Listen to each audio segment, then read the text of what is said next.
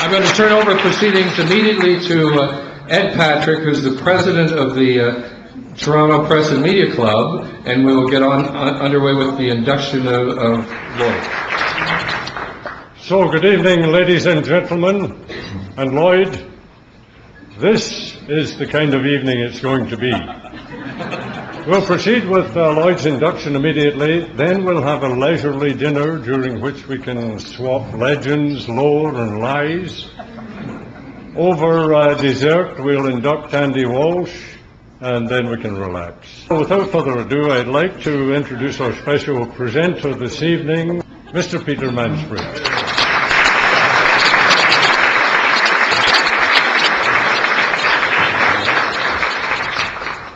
These are difficult times at the CBC, and that's why Lloyd's induction is before the meal.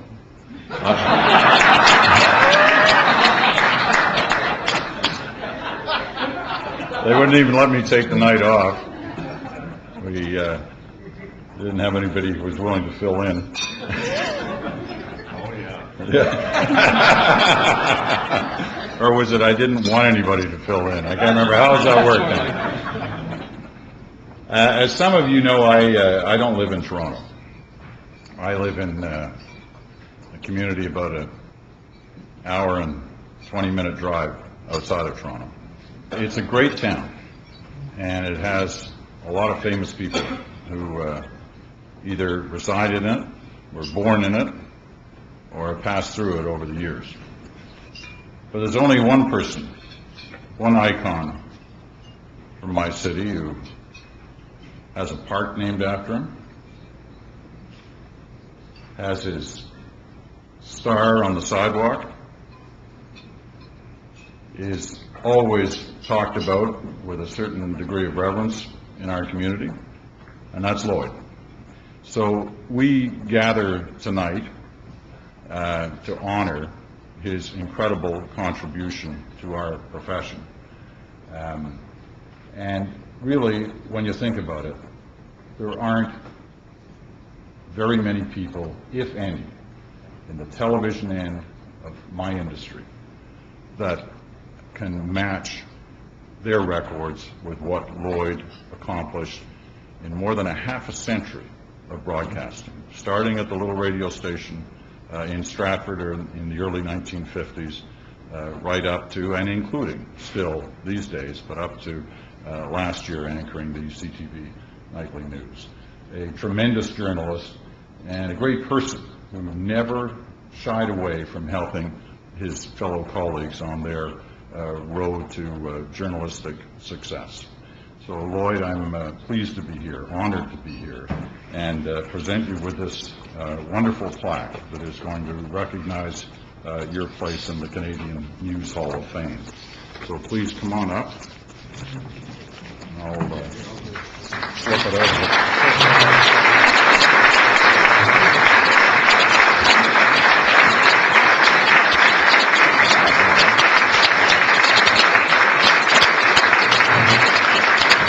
Thank you. Thank you so much, everybody. And Peter, the next lunch is on me. And when I introduced Peter in Churchill, Manitoba, back in 1970 on that Royal tour, the first thing that went through my mind when he finished his commentary was, now there's a kid who's got something. He's going to go places. So, of course, my immediate reaction to the producer was, keep him in the boonies for a while. I'm delighted to see the Right Honorable John Turner here tonight. Thank you for coming, sir. I appreciate that very much. Also great to see the former Premier of Ontario, Ernie Eves, here tonight.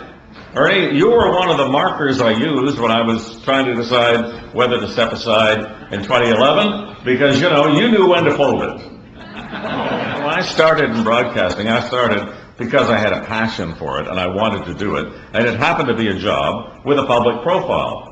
But it never occurred to me that it would be like this until I got well into it. And then at a certain point, you just have to say, this is part of it, suck it up, Robertson, get used to it. So I very much appreciate this, and it's a marker for me because of the fact that it is 60 years in broadcasting, and I appreciate that so much. My first news special, at least I call it that, I wasn't behind the microphone, but I remember it like it was yesterday. I was 11 years old. Actually, I was on the cusp of my 12th birthday.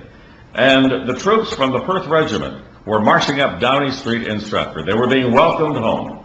And my friends and I found a great place to view the parade by hanging onto the supports of the local radio station platform, and there were two commentators right up above.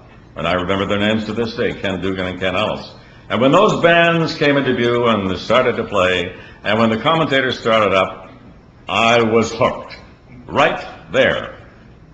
No penny dropped that I know of, but I remember becoming an avid radio fan at that moment, and a groupie around the radio station, and a passion was infused within me that stayed with me all of my life, and that passion has led me, really, more than I have led it. I came from Guelph to Toronto, and Toronto to me, at that time, was a big, pulsating, rhythmic city, and I thought I was pretty worldly, even though I'd never been out of a small town. And I took the bus from Guelph to Toronto because this was the day of my CBC audition. So Toronto was not just big, it was bustling, it had lots of delights, exotic enterprise, and I was taken aback, I must say, by my first encounter with one of the city's working girls. Walking up Jarvis Street, I was approached by a perky, attractive brunette who was wearing a tight, low-cut sweater that displayed her ample attributes and jeans she had been poured into. She offered a variety of sexual services on a graduated economic scale and seemed willing to bargain because I looked like, quote, a nice guy. Aware of the importance of my appointment and imagining the echoes of my father's voice about the perils of loose women, I stammered something about, well, not being able to participate right then, but maybe I see her on the way back.